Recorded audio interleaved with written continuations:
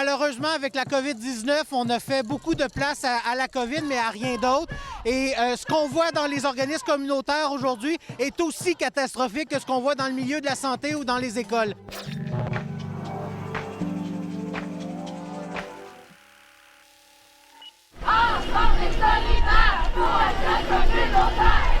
La campagne Engagez-vous pour le communautaire, c'est une grande campagne qui unit tous les 4000 organismes d'action communautaire autonome au Québec. Donc, qu'est-ce qui se passe ici? Bien, il y a 6 rassemblements là, qui vont avoir lieu dans la région de l'Estrie.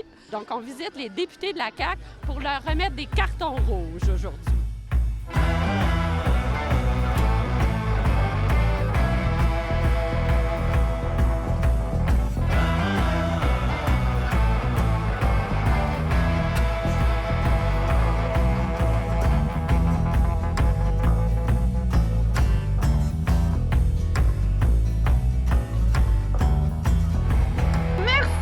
Ici en si grand nombre. Êtes-vous prêts à faire du bruit? En 2014, François Legault et ses députés de la CAQ ont voté une motion à l'unanimité avec le reste de l'Assemblée nationale qui disait qu'il fallait rehausser le financement des organismes communautaires. C'était en 2014. Les gouvernements successifs n'ont rien fait. M. Legault est maintenant au pouvoir. Ça faisait 3 ans qu'il avait la possibilité de respecter le vote qu'il a fait. On attend toujours. Surchargé, épuisé, à deux doigts de tout lâcher. En début de pandémie, là, on vous a dit que vous étiez important, là. C'est quoi ça vous prend de plus? Du financement, M. Legault, du financement! 228 millions pour le Cirque du Soleil, 5 millions pour Charles Sirois, hein, votre bon ami, puis 245 millions pour le stade de baseball, puis nous là-dedans, M. Legault. Il y a 3 grandes revendications dans la campagne Engagez-vous pour le communautaire. La première, c'est l'autonomie. Parce qu'on n'est pas des sous-traitants de l'État et on est tanné de se faire traiter comme tel. La deuxième, c'est le manque de financement. On réclame une augmentation du financement à la mission. C'est bien important parce que c'est vraiment ce qui garantit notre autonomie. Et finalement, la dernière revendication, c'est le respect de la justice sociale et des droits humains. En Estrie, on estime à 50 millions le manque à gagner pour l'ensemble de nos secteurs. 50 millions, ça représente 100 $ par personne habitant le territoire. Mais sur le terrain, 50 millions, ça représente des milliers d'heures d'accompagnement, de suivi, d'aide et de conseil auprès de l'ensemble de la population. Ça représente des dizaines de milliers de personnes mieux informées sur leurs droits, mieux outillées pour faire face aux aléas de la vie.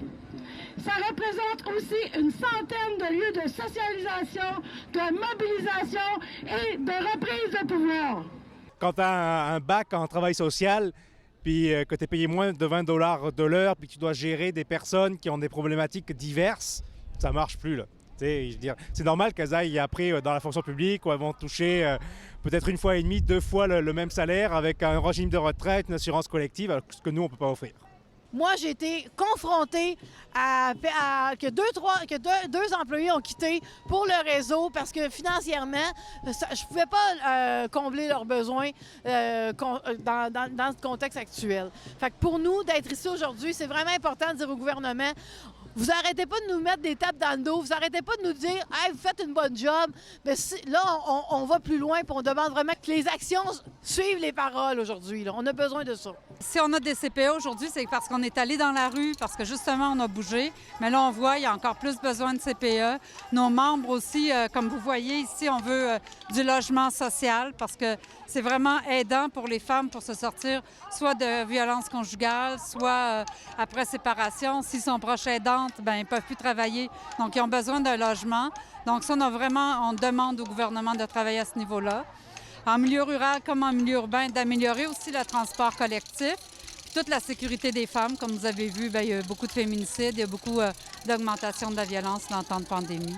Le sous-financement, on en souffrait déjà avant la pandémie. Maintenant, la situation a beaucoup empiré.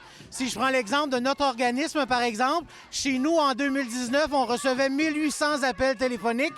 Dans les derniers 10 mois, j'en ai reçu 3400. Et je suis toujours le seul employé à temps plein avec 2 employés à temps partiel.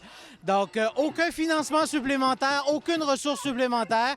Et contrairement à d'autres communautés, On a eu la chance chez nous de passer à travers, mais de nombreux organismes ont vu des gens partir en dépression, en burn-out, quand c'est pas la maladie qui les a emportés non plus.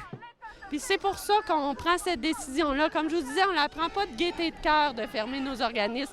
On ne veut pas priver la population. Mais vraiment, on n'en peut plus. Donc les organismes, c'est comme un moyen de dernier recours qui leur reste pour essayer de se faire entendre auprès du gouvernement. On veut l'acte